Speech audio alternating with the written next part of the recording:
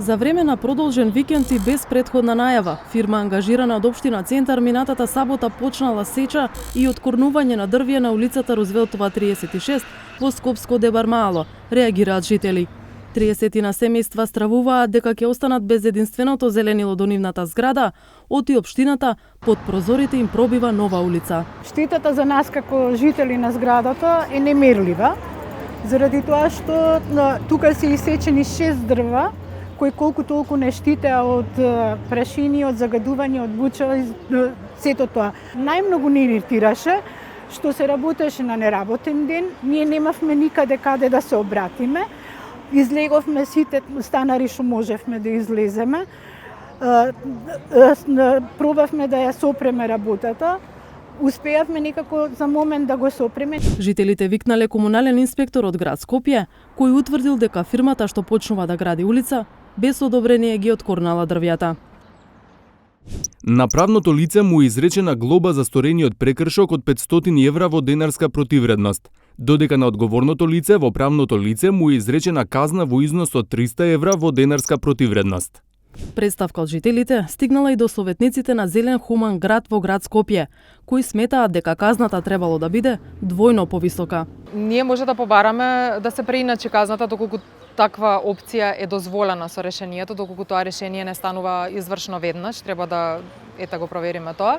Меѓутоа би се обратиле до градот и би побарале да се изрече максималната казна затоа што постои простор за тоа, бидејќи овде за јавна површина на која е уништувано зеленило. Корнето е со механизација, не е ни сечено. Улицата која општина Центар ја пробива е предвидена со деталниот урбанистички план Дебармало 1, кој е еден од серијата спорни дупови донесени во 2012 година, за кои жителите бараат да се ревидира. Граѓаните реагираат дека коловозот ќе допира директно до зградата, а стравуваат и за безбедноста. Станува збор за стар објект, масивно граден, кој не е во состојба да издржи такви вибрации од тешка механизација. Исто така, близината на улицата ќе подразбира дека целата влага, односно водата, ќе понира кон нашите подруми и темелите на објектот, што сметаме дека не е во ред, ниту е направена студија на тоа, ниту некој направил проценка дали зградата може да издржи такви дополнителни оптоварувања. Од општина Центар велат дека жителите биле уредно известени за градежните активности и тоа неколку месеци порано.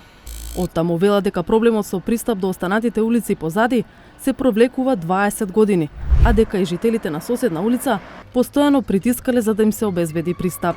Околу 400 семејства се останати без пристап, да не може да пристапи противпожарно возило до нивните домови. Значи во случај на пожар, противпожарното возило ќе треба да се активира од Партизанска булеварот, што е многу далеко и не може да се стигне до нивните домови. Таму сепак има асфалтирана уличка. Има асфалтирана уличка, но лакот кај што треба да сврти противпожарното возило не може да заврти. Многу е тежок за маневар.